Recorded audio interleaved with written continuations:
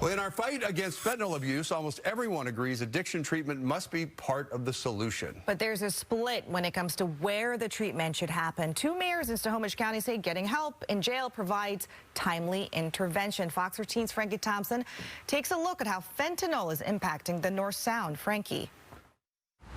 We're here at Snohomish Health District, where officials say fentanyl was involved in more than 80% of opioid-related deaths.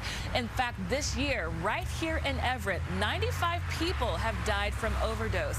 The mayor here in Everett and in Marysville joined together, saying the legal system can and should be part of the solution.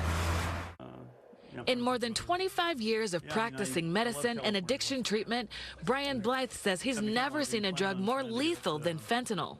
I was primarily seeing people who are addicted to heroin, and that's pretty much, I don't see that at all anymore. It's just strictly fentanyl 99.9% of the time. He's with Ideal Option, an outpatient clinic offering medication-assisted treatment for those struggling with addiction, including fentanyl.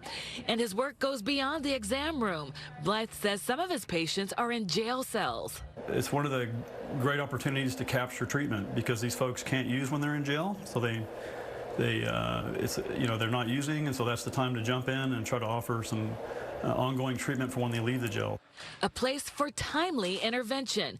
Marysville Mayor John Naring says the idea of treatment during incarceration is often overlooked, but could be one solution to save lives in this fentanyl crisis. Even small jails like ours have medically assisted treatment that can help bring them down from the addiction that they're in and get them in a frame of mind where they can accept treatment.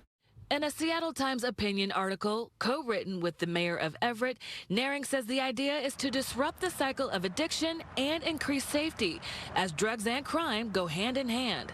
But we do have people that have committed crimes to feed a drug habit, and we can prosecute those crimes, get them into jail, and get this medically assisted treatment, get them nursing care, and finally get them out of that scenario where they're unable to find their way through the haze to treatment and say, you know what, I will accept treatment now.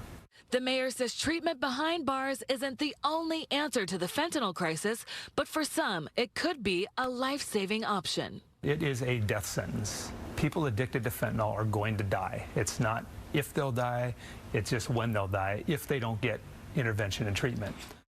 The mayors say this is not a war on drugs approach, as that has historically proven to be ineffective. Their op-ed comes as a divided Seattle City Council considers whether to prosecute open-air drug abuse. Their opponents say they don't want that war on drugs enforcement. They say voluntary treatment options would work instead. Reporting in Everett, Frankie Thompson, Fox 13 News.